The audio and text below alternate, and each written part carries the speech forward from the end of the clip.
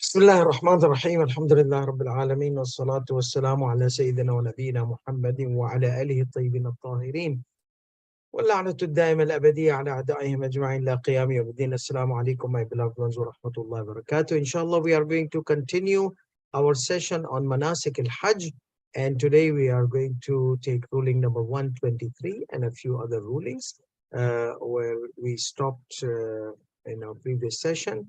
And we are still doing the rules of Niyabat, and so far we have a few rulings on Niyabat left, and then we are going to start the core ahkam of Manasik al-Hajj for those who are planning to go for Hajj this year, or even are planning to give sessions on Manasik al-Hajj according to the rules of Ayatollah al-Uzma Sayyid Ali Sistani. This will be helpful for them, and even if they don't follow Sayyid Sistani Damadullah, they can always refer to the areas of variances where Sayyid Sistani points out, like obligatory precautions, like al-zahir, like apparently, like avhar, more apparently or most apparently. They can refer to their the books of laws of their maraja, and they understand, because many times the rules are in the book of law are all like intertwined and intertangled. You need to break it down, and that's what these sessions are helpful. But then after that, when you refer to the book of your marja, if you're not following Sayyid Sistani, that will become easier for you to uh, to follow it. So he says, الظاهر apparently أنه يحق للأجير آه للحج أن يطالب بالأجرة قبل الإتيان بالعمل، وإن لم يشترط التعجيل صريحا. Normally what happens, normally the urf is in a way that once you hire someone to do something, once he completes the work which he was hired to do, then you give him the wages. Okay, so the wages are given basically when the work is done. Normally, sometimes people they take advance, sometimes people they take some amounts advance partially. So some people, you say, give me this much advance, I'll work, I will make you this, I'll stitch your clothes, I will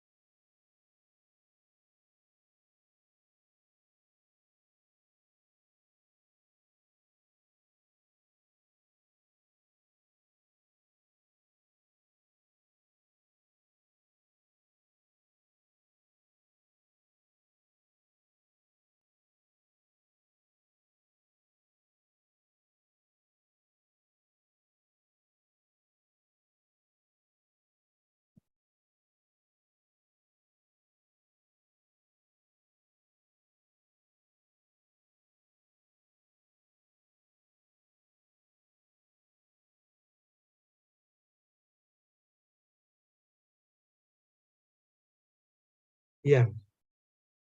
So taking the compensation or the wages on advance. So that's normally when you complete your work, you take. Sometimes no, they ask you to give some advance. Sometimes no, uh, people can ask the entire amount in advance, and then you give him the work you need to do. So here he says that apparently it is permissible for a person who has been hired to perform the Hajj to demand the wages or the compensation before performing the Hajj, before performing the action, okay, the deed itself. What does that mean? That means that you give him before. وإن لم يشترط التعجيل صريحا. even if the advance payment was not made as a condition explicitly. Explicitly said, now what do you mean explicitly? They say because explicitly he doesn't mention, but implicitly it's always there, because if you're going to send somebody to perform the Hajj, you need to give him the airfare, all these kind of things. Why is he even going Hajj for you if he is going to take money? Because he wants to earn. He wants to earn some money.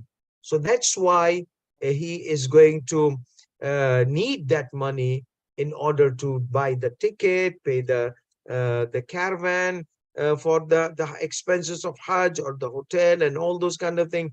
So you need to pay in advance. So he said, even if it is explicitly, it's not mentioned in the contract, the advance payment, implicitly it's there. It's there. How will he do the Hajj without it? So they said, من جهة وجود القرينة على الاشتراط. Even from the aspect of a clue or an indication of such condition, because explicitly that condition is not mentioned. Give me money. Give me money in advance is not mentioned explicitly, but implicitly there's a clue that indicates embedded inside this contract, that if you don't give me money, how will I go? How will I reach Makkah? How will I pay for my hotels? How will I do this kind of thing? So that the condition is embedded inside the contract of hiring someone for Hajj, even if it is not mentioned explicitly. So it is kind of a conditional contract that you are making with someone, and even if you don't, even if it does not tell you, give me the money so that I could go for Hajj, it is there implicitly embedded inside it, because the contract of Hajj indicates it has clue in it that the payment needs to be done in advance. Yeah, I mean because remember we said there's this amount of Hajj and there's this extra amount for the pocket money. Maybe the pocket money can be delayed, but Hajj money, you have to give him Hajj money. How will this guy go and perform the Hajj? And also he said that what is this embedded clue?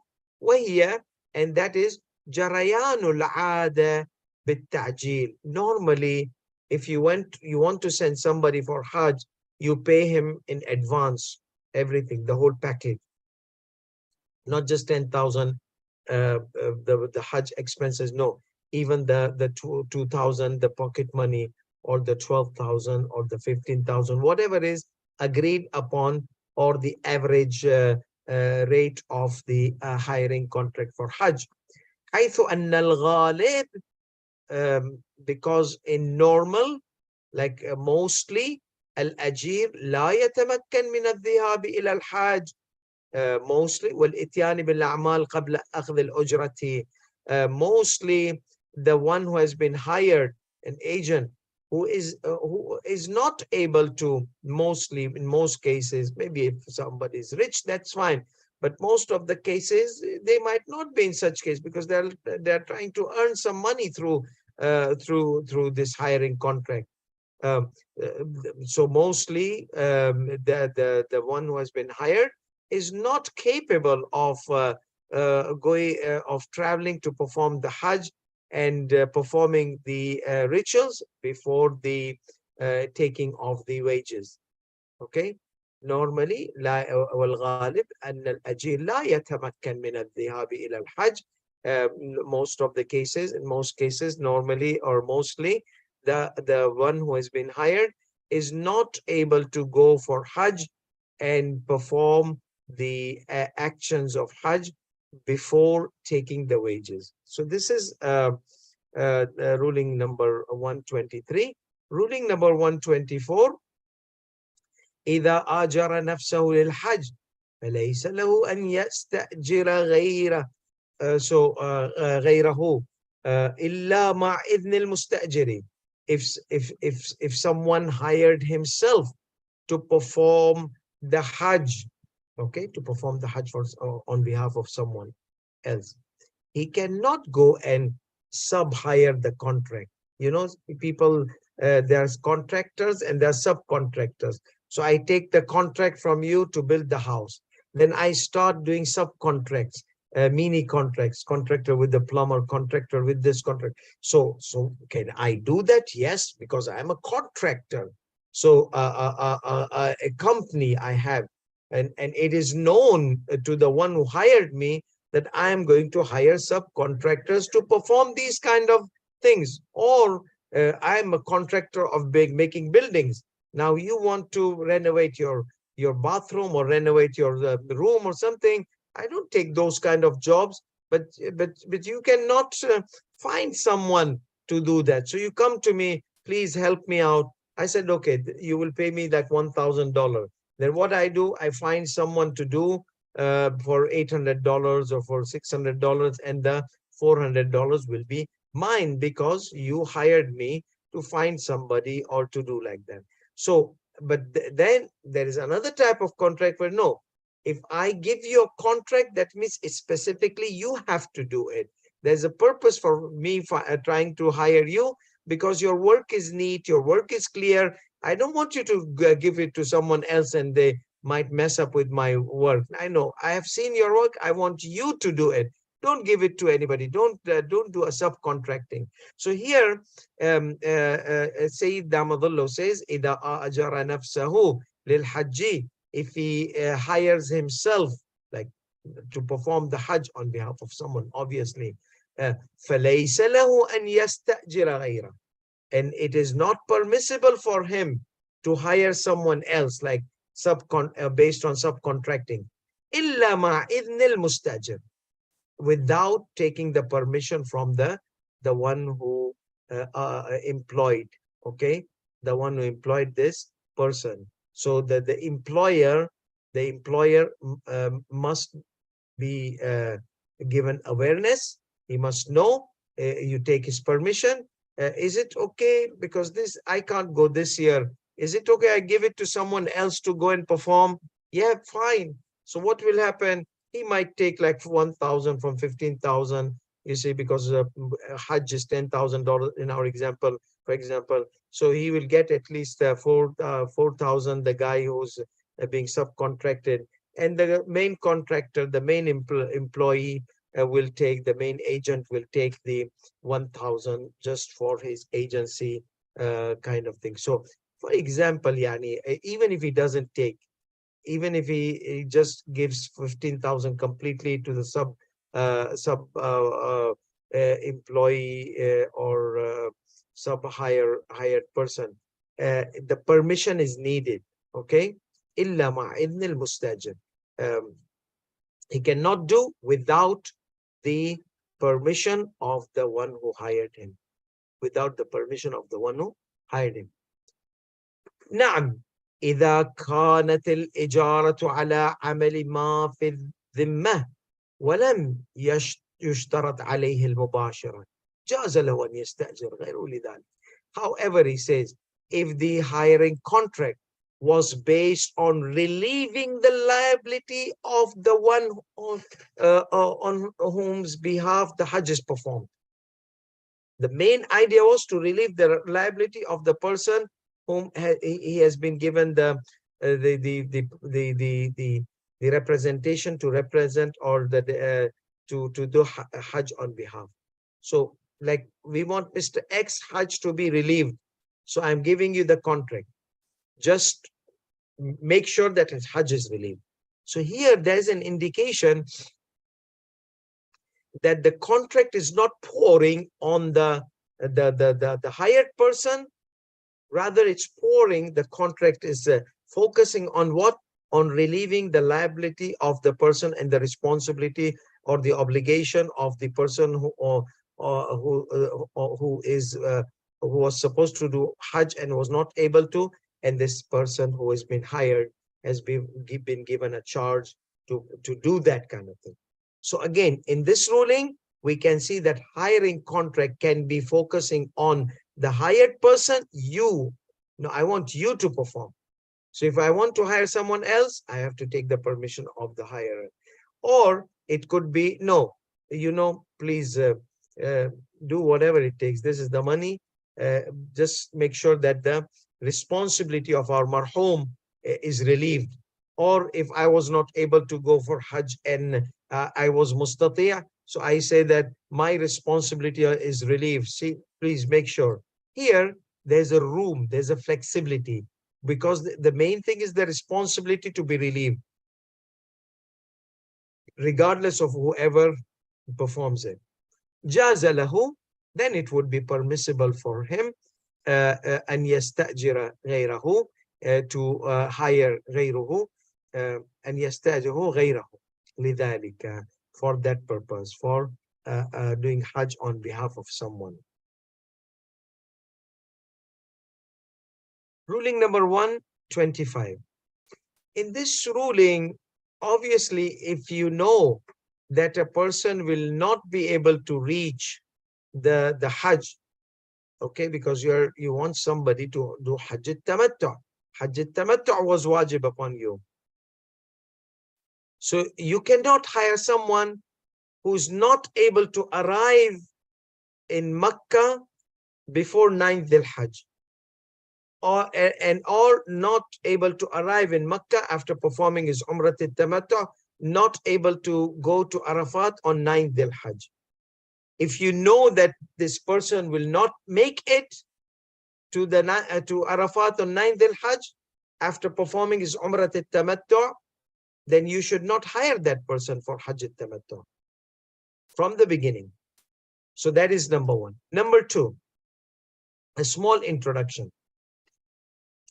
In our Manasik al-Hajj, which we are going to study, inshallah, hopefully from our next session, we are completing the intros to the Manasik al-Hajj, which was the conditions and now the Niyaba.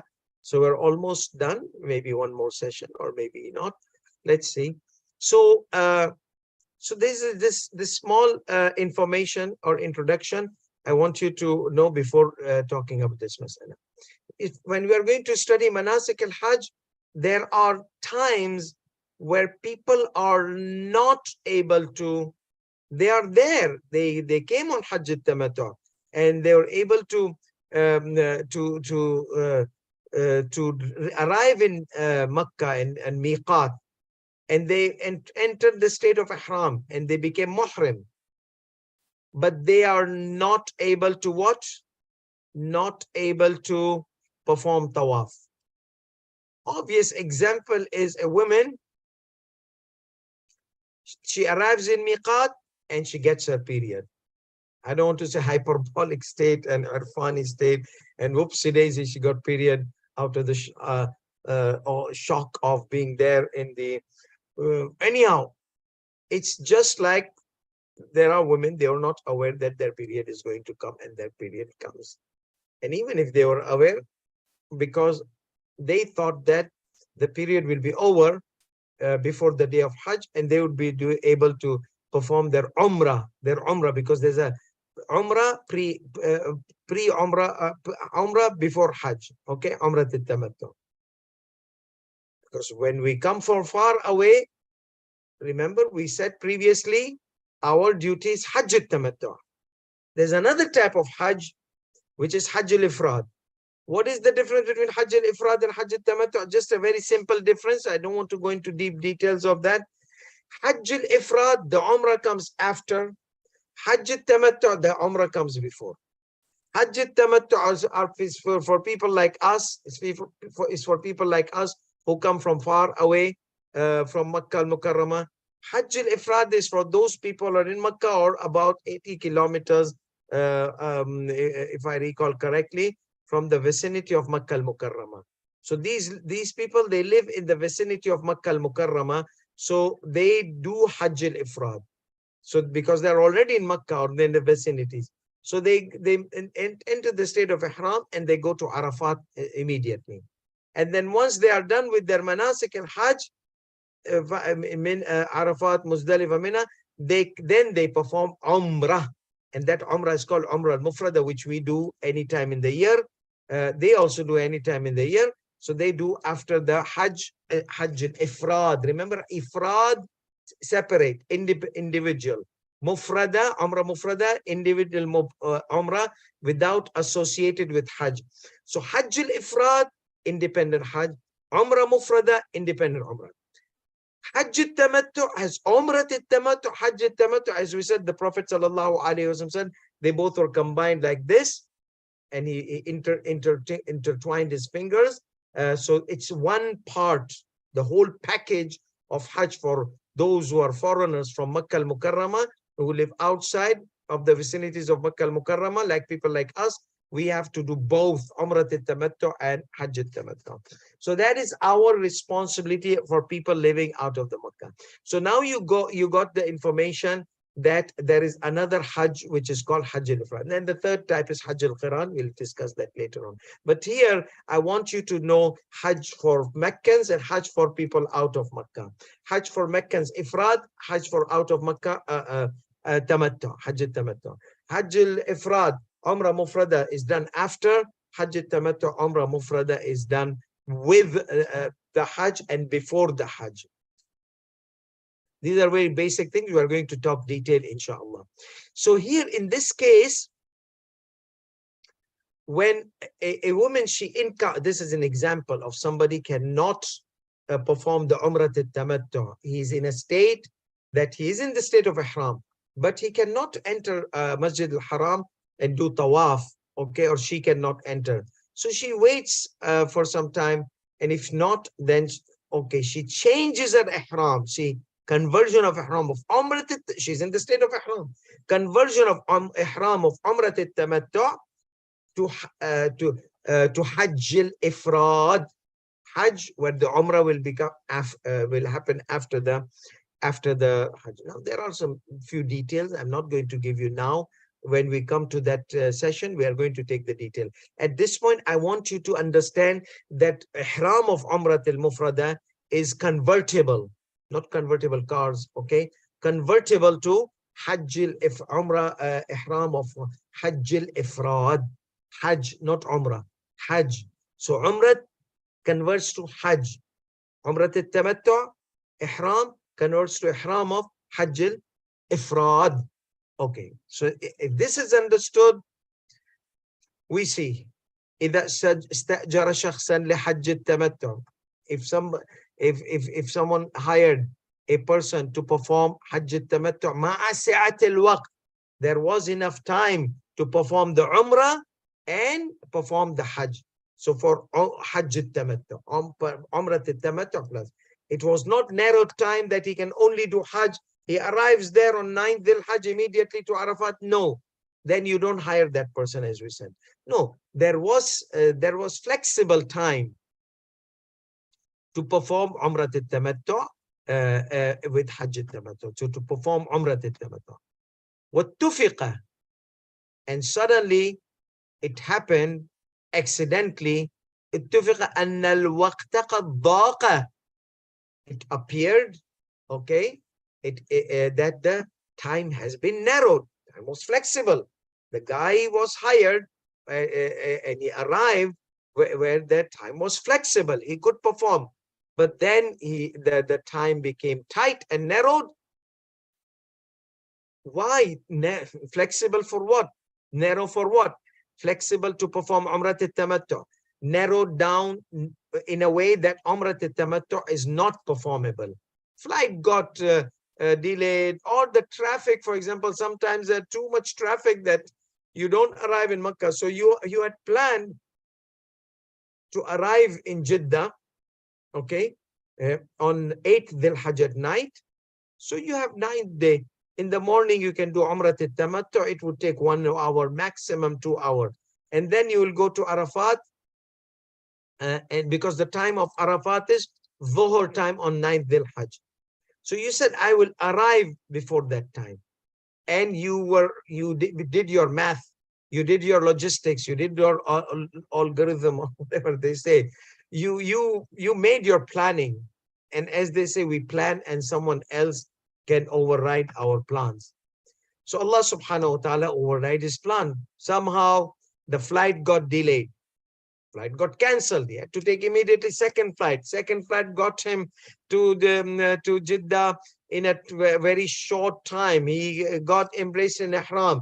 He took the bus or the cab or whatever and stuck in the traffic of entering Makkah. Now, what will he do? He knows that he will not be able to perform Umrat al-Tamattu. What should he do? He has not entered Makkah until now. And if he enters Makkah and then he does Umrah, khalas, the Arafat time will go. We'll say, don't enter Makkah. Take a route, okay? Direct, arrive Arafat after changing your intention of Ihram to Hajj al-Ifrad, which I explained a while ago. Okay? So, واتفق أن الوقت قد ضاق, and it appeared or it encountered or accidentally, it happened that the time became narrowed. Narrowed to do what? From Umrat al-Tamattu. فعدل الأجير عن عمرة التمتع إلى حج الإفراد. Okay?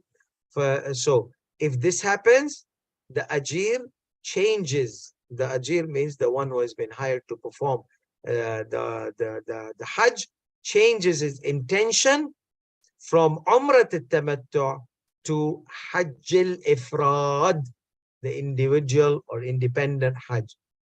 So what should he do? وَأَتَى بِعُمْرَ مُفْرَدَ بَعْدَهُ. That means بعد الحج. Then, so when will he do his Umrat al-Tamattu? There's no Umrat al-Tamattu anymore. He will, after he completes his Hajj al-Ifrad, after he's done, he exits the state of Ihram, he will enter the state of Ihram again to perform Umrah Mufrada. The Umrah Mufrada, which has Tawaf al-Nisa in it. Umrah al-Tamattu, there is no Tawaf al-Nisa.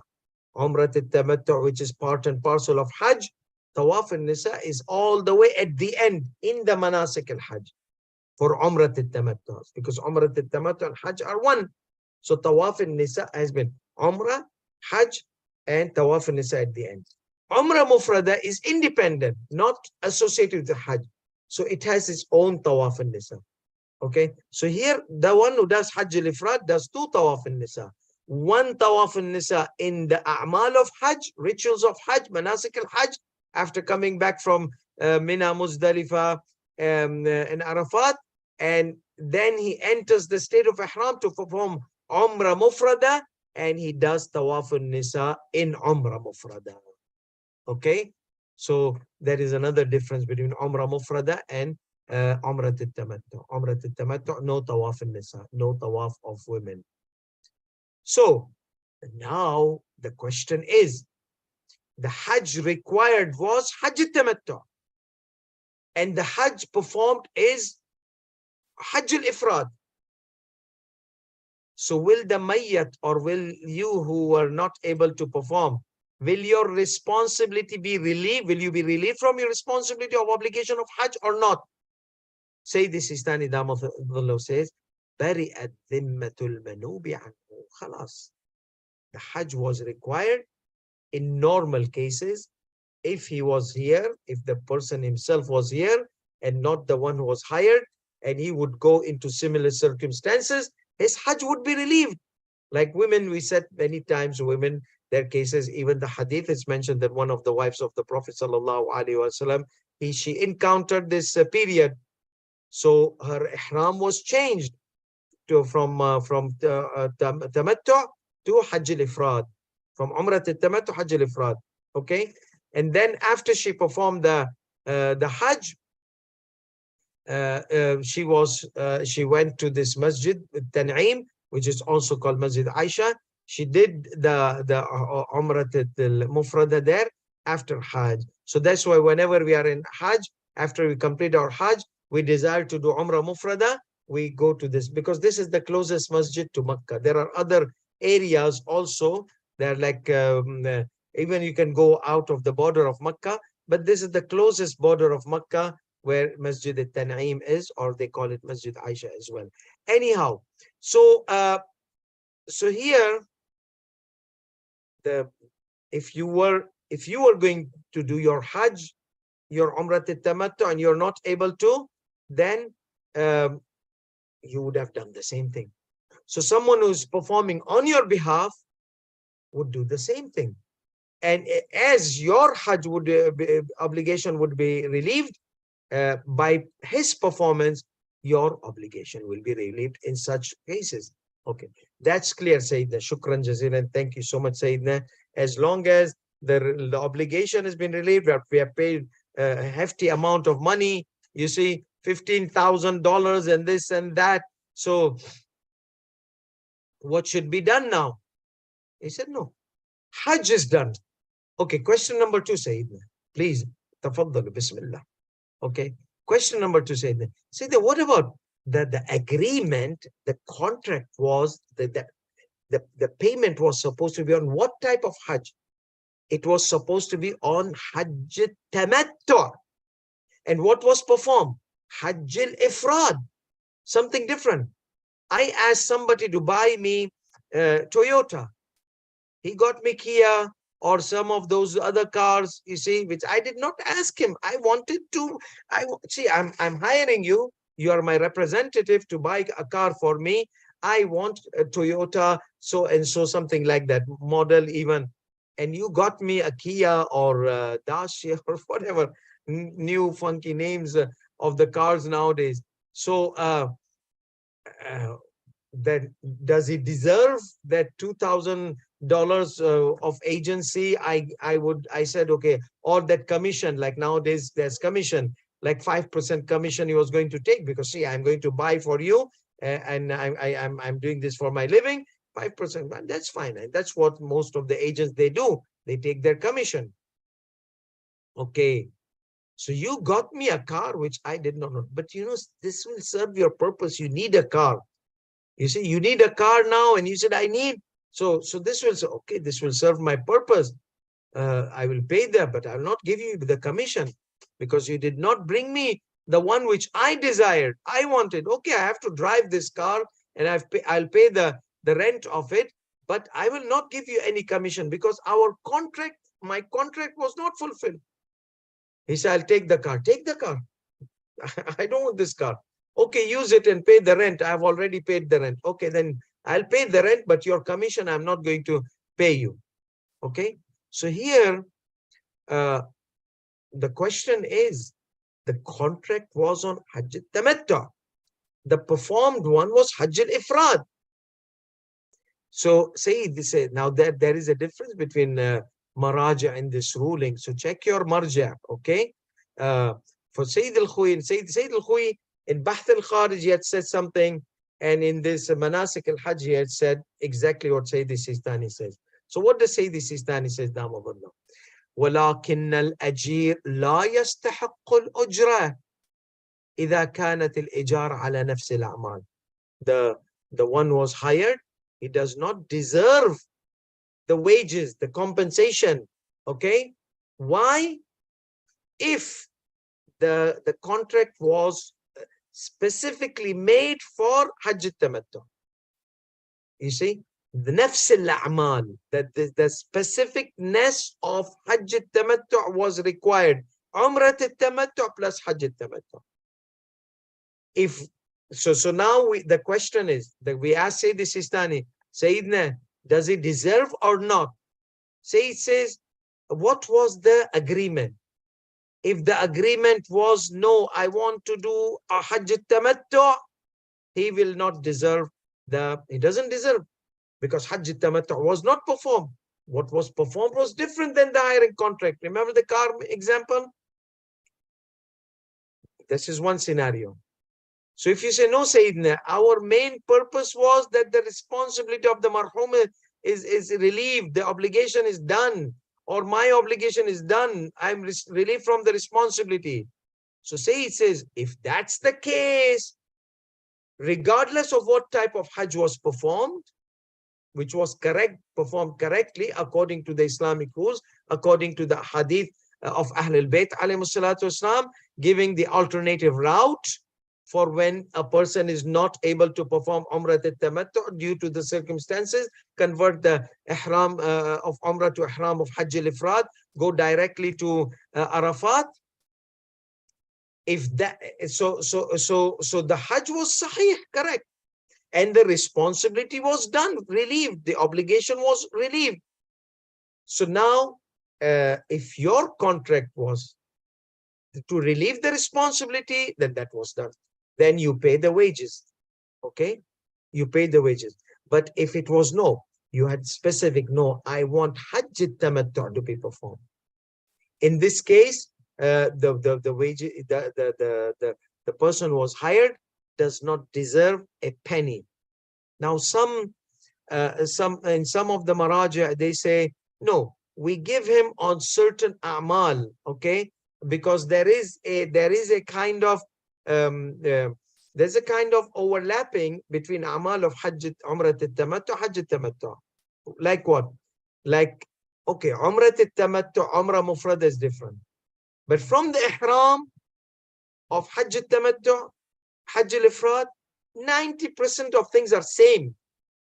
So shouldn't we at least give this guy 90% of things? Okay? Because in Hajj al-Tamattu, those 90% of things are there. And the variances are there. We can remove, I mean, we cannot give him that amount where of money where there are variances. So in this case, what happens that Sayyid Sistani does not approve partial agreement. The agreement was what? On entire package. I want Umrat al-Tamattu. Okay. I want Umrat al-Tamattu. I want Hajj al-Tamattu. I want this Hajj al-Tamattu package. If you do anything else, you don't deserve anything. So that was the contract. So finally, let's conclude this. Sayyid Sistani Damadullah says, if the contract was made on specificness of the Umrah Tamattu, Hajj, like Hajj Tamattu, which is associated with Umrah Tamattu, then the one who was hired will not deserve anything. Will not deserve doesn't mean that it's haram to pay him. Haramat, I mean, you will pay him. The guy went, it was not his fault. The flight got delayed. It was not intentional. You say that why didn't he take precautionary measures 2 days before the flight, 2 days before? Why did he take this leg? Let's say he had circumstances. Khalas. I mean, the guy went and did favor for you. So shouldn't we be like a kind of appreciating him? But so say it doesn't say it is haram to give him. No, he says he does not deserve. So if he demands, where is my money? You'll demand, where is my Hajj Tamattu? You did not do Hajj Tamattu, you did Hajj al-Ifrad. Okay, and these two things, even though they're overlapping, but the whole package is different. Okay, you did not do the package. That's one area, one type of agreement. The other type is we want the marhum's Hajj, obligation of Hajj to be relieved from his shoulders, relieved, responsibility be relieved. So if that was the case, then he will deserve the entire amount of Hajj al-Ifrad. Okay, the entire amount of the contract, agreed upon contract, because the responsibility was relieved. Let's see what's left.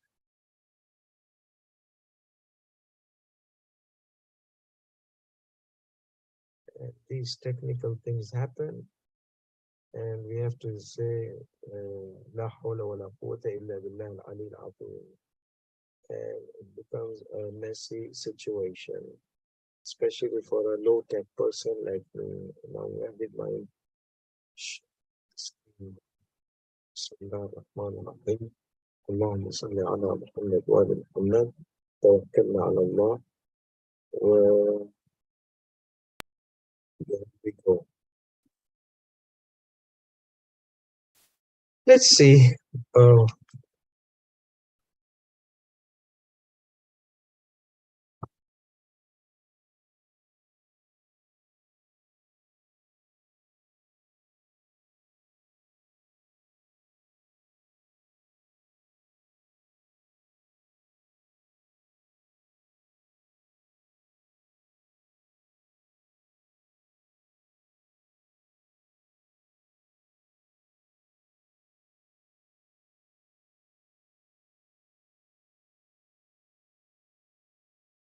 Okay, so basically we have ruling number